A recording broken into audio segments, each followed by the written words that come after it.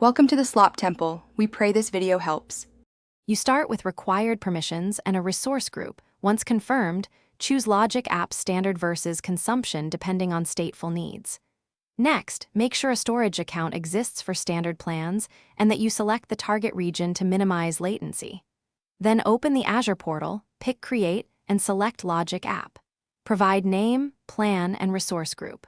Once you complete basic options, click Review Plus, Create to provision the Logic App, and move to Designing Workflows.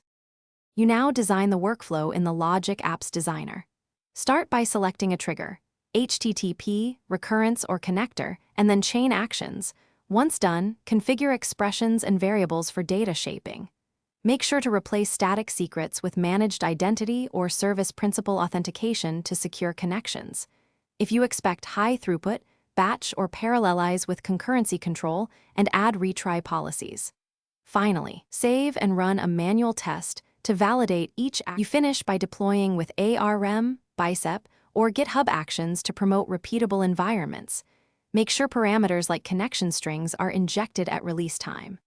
Once deployed, monitor using run history, metrics, and application insights to track failures and performance. If something goes wrong, check trigger inputs, action outputs, and enable diagnostic logs for the Logic app and linked resources. A key troubleshooting tip: rerun failed runs with full inputs and use the correlation ID and logs to trace cross-service issues quickly.